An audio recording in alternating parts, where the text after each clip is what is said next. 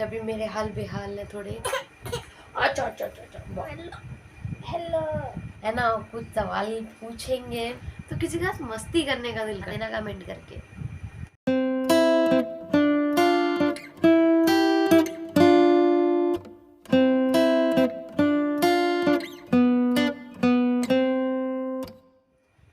Hello everyone, कैसे हो आप सब। आई होप कि सब अच्छे होंगे। बट अभी मेरे हाल बेहाल है थोड़े, सॉरी। वो इसलिए कि अब श्री में थोड़ा सा पहले से इम्प्रूवमेंट आया है। तो आपको मेरी आवाज़ से लग रहा कि अब मेरी तबीयत ख़राब है। कल से मैं खुद डॉक्टर से दवाइयाँ ला रही हूँ। पूरा दिन हो गया कल मेरे को बुखार में, और रात को फिर जाके जब इसके पापा आ गए, जब मैं दवाई लेकर आई हूँ। और ये देखो अब श्री को थोड़ा सा रिलीफ है।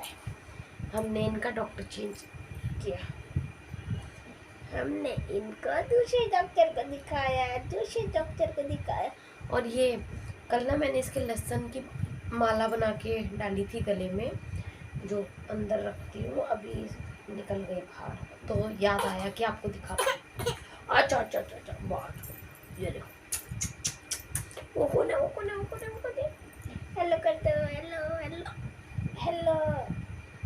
लविश को मैंने ना अभी बहुत मुश्किलों से सुलाया, वो सो नहीं रहा था। और ना इसके मैंने एक रेमेडी और की है। पान, मतलब कि मेरे हस्बैंड जहाँ काम करते हैं उन्होंने बताया था।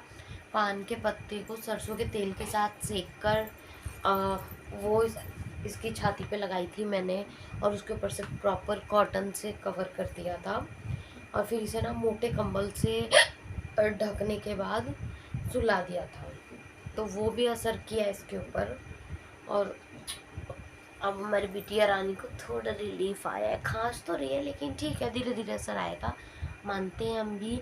इसलिए हम अपनी बिटिया को नेबुलाइज़र की, और हाँ, हमने ना इसकी दवाई भी चेंज की है।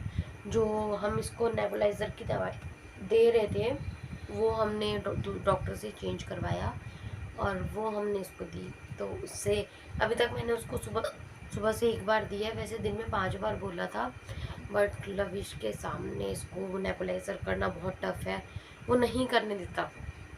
एक बार तो दे दिया, अभी सोया है ना, दूसरी बार मैं इसको अब दे दूँगी। ये भी बहुत रोती है ना, इसलिए इसको पकड़ना बहुत मुश्किल हो जाता है। और एक बार रात को दे दूँगी। तो 5 में से एटलीस्ट 3 टाइम तो मैं इसे दूँ। थोड़ा गैप भी मेंटेन करना पड़ता है ना नेबुलाइज़र के बीच में। बट लविश इसको बिल्कुल भी देने नहीं देता है ना। तो इस वजह से थोड़ा मैं मानती हूँ मेरी तरफ से इस चीज़ का थोड़ा सा डिले हो रहा है, क्योंकि मैं क्या करूँ।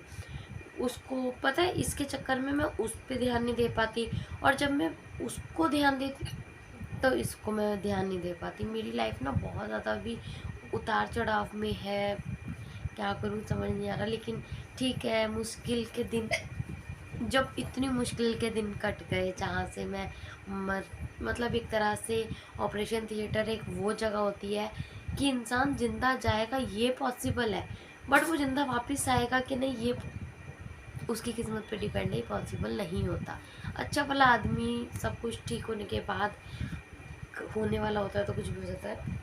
जब मैं वहाँ से अच्छी सही सलामत बच के आ गई, तो ये तो थोड़ी बहुत टेंशन्स वाली बातें, तो फटाफट एक माँ होती है ना, कहते हैं ना, एक माँ होती है अपने बच्चों के लिए दुर्गा भी बन जाती है। जब वो उसके बच्चों के साथ कुछ गलत होता है तो वो काली भी बन जाती है। तो ऐसे कुछ मेरे साथ है। जब तक मैं हूँ एक अच्छी माँ हूँ, ठीक है। अच्छी बीवी के लिए तो किस दिन मैं अपने हस्बैंड के साथ बैठ के व्लॉग बनाऊंगी, तब उनसे पूछूंगी क्या मैं अच्छी बीवी हूँ कि नहीं, है ना। इसका भी एक व्लॉग बनाएंगे, बड़ा इंटरेस्टिंग सा हो जाएगा। और सेकंड थिंग कि इस तरह वो भी आप लोगों से कनेक्ट हो पाएंगे, है ना। क्योंकि अब तक आप लोगों ने उनको सिर्फ या तो काम करते हुए देखा है या कहीं से आते, तो एक दिन बैठ के तसल्ली से आप लोगों से कनेक्ट करवाएंगे उनको, है ना। कुछ सवाल पूछेंगे, अच्छा लगेगा। और देखते हैं अब कैसे, कब तक ये दोनों बच्चे मेरे ठीक हो पाते हैं, है ना। और बस यार, पता है ज़िंदगी बोरिंग बोरिंग सी हो गई है। और हाँ, मैं आपको ये बता रही थी कि जब एक माँ अपने बच्चों को पालती है तो वो एक प्यारी सी माँ होती है, और जब उसके बच्चों को कोई तंग करता है तो वो पहले थोड़ा सा स्ट्रिक्टनेस होके दुर्गा माँ बनती है कि ठीक है अभी चलने दो, नॉर्मल हो जाएगा। लेकिन जब पानी सर से ऊपर हो जाता है ना तो उसे काली बनने में टाइम नहीं लगता। अपने बच्चों के लिए माँ कुछ कुछ भी करती है, और यही कुछ मेरे साथ है। अभी मैं नॉर्मल चल रही हूँ, ठीक है, मुश्किल की घड़ी सबके साथ आती है ना।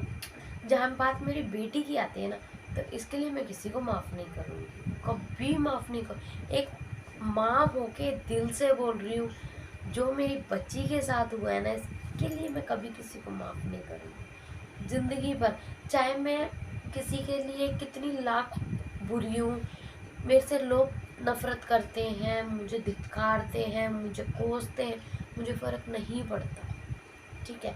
जहाँ बात मेरी बच्ची की आती है ना, मेरी बच्ची की सेल्फ रिस्पेक्ट की आती है, तो मैं माफ़ नहीं करूँगी। चाहे सामने वाला मुझे बिल्कुल माफ़ ना करे ज़िंदगी भर, चलेगा, लेकिन मेरी बच्ची के साथ गलत करते हो ना, तो मैं कभी माफ़ नहीं करूँगी। और ये मैं जो भी बातें शेयर करती हूँ ना कहीं जिसके लिए मैं बातें बोलती हूँ उस तक ये ब्लॉग पहुँच जाता है, ठीक है। और वो व्लॉग देख भी लेते हैं, मुझे कोई फ़र्क नहीं पड़ता, ठीक है। और रही बात बीच, जैसे कि एक होता है ना, लोगों को बड़ा शौक चढ़ता है बात इधर की इधर करने का, इधर से इधर करने का, तो मैं उन लोगों को भी बता दूं कि अगर तुम्हें फैसले लेने ही होते हैं ना, तो कभी एक बंदे की तरफदारी मत करो, ठीक है। बात दोनों तरफ की करो कि किसकी गलती ज़्यादा है, किसकी गलती कम है। अगर मेरी 90% गलती है तो सामने वाले की 10% भी होगी, ठीक है। अगर तुम मुझे इतना लेक्चर सुनाते हो तो सामने वाले को भी लेक्चर सुनाओ कि नहीं, अगर उसने इतनी गलती करी है तो गलती थोड़ी तुमने भी करी है, ठीक है। तो बात समझ में आती है। अब हर कोई आके गोल मोल करके गांठ बांध के मेरी चेप हो जाता है, तेरी गलती है, तूने ऐसा करा है, तूने वैसे करा है, तूने ऐसा करा है, इसलिए तेरे बच्चों को नहीं दिखेगा। तो मुझे ऐसा प्यार नहीं चाहिए, मुझे नहीं चाहिए ऐसा प्यार, ठीक है। बेटा तो खैर, उसको तो मैं रोक भी लूँ ना तो वो जिद करके चला ही जाता है, तो मुझे भी कोई आपत्ति नहीं है। अगर किसी को नहीं रखना तो भाई मत रखो, लेकिन वो बच्चा है, उससे गाय की, तो मेरे को उससे फ़र्क नहीं पड़ता। लेकिन जो बच्चा अभी सिर्फ 3 महीने का है, जो सामने रोता रहता है, उनके दिल में ममता नहीं आती, ठीक। तो उस इंसान को मैं माँ बोलूं जिसके दिल में कभी ममता नहीं आती, बच्चे को रोता देख। कोई गैर का बच्चा भी रोता है ना, तो भी दिल को वो हो जाता है कि यार बच्चा इतना रो रहा है, इसको क्या तकलीफ है। अच्छा, इस तकलीफ के उस पर मैं एक किस्सा सुनाती हूँ। हम ना लखनऊ जा रहे थे जब लविश मात्र 1 साल का, ओ सॉरी 1 साल कह रही हूँ, 1 महीने का था, 1 डेढ़ महीने का। हम लखनऊ जा रहे थे, मेरा एग्ज़ाम पड़ा था गवर्नमेंट सेक्टर का, तो हम वहाँ जा रहे थे। एक इतना बड़ा बच्चा गोदी का 3-4 महीने का रहा होगा, वो पता है बहुत रो रहा था, ट्रेन में बहुत रो रहा था। मतलब हम उसको देख रहे कि ये क्यों रो रहा है, क्यों रो रहा है। मेरी मम्मी साथ में थी, इसकी श्री की और इसकी नानी, वो थी हमारे साथ में। तो अब वो बच्चा रो रो जा रहा था। फिर पता है क्या, मेरी मम्मी उठ के गई, बोली कि ये बच्चा इतना क्यों रो रहा है। बोले पता नहीं, ना दूध पी रहा है ना कुछ। तो एक बार को हमारे ख्याल आया कि हो सकता है हंसली वगैरह ना हो गई हो। फिर मेरी मम्मी ने सोचा कि क्यों ना इसका कैप उतरवा के देखा जाए, हो सकता है गर्मी के मारे रो रहा हो, है ना। तो जब उसका कैप उतरवाया ना, कैप उतरवाते ही बच्चा 10 मिनट में सो गया। तो मैं इस किस्से से आपको ये बताना चाह रही हूँ कि जब हम किसी और के बच्चे की इतना टेक केयर कर सकते हैं, तो हम अपनी औलाद का नहीं कर सकते, हम अपने घर के बच्चों का नहीं कर सकते। चलो कोई बात नहीं, खैर ये जिसको जैसा करना है ना वो वैसा ही करेगा, हमारे कहने से कुछ नहीं चेंज होगा, ठीक है। तो इतना पता है मैं आप लोगों से क्यों शेयर करती हूँ यार, मन में बहुत बातें होती हैं, बहुत बातें होती हैं। मैं किससे बोलूँ, देखो अकेले रहती हूँ, 2 बच्चे हैं, कोई बात करने वाला नहीं, कोई कुछ, तो मैं आप लोगों के से शेयर करती हूँ। मुझे फ़र्क नहीं पड़ता कि मेरे घर वालों तक बात पहुँचेगी, इस तक बात पहुँचेगी। यार परेशान हूँ तो बातें करती हूँ, ठीक है। अगर किसी को तकलीफ है मेरा ब्लॉग मत देखो, मैं तो नहीं कह रही आपसे आके कि आप मेरा वीडियो देखो, नहीं बोलती ना।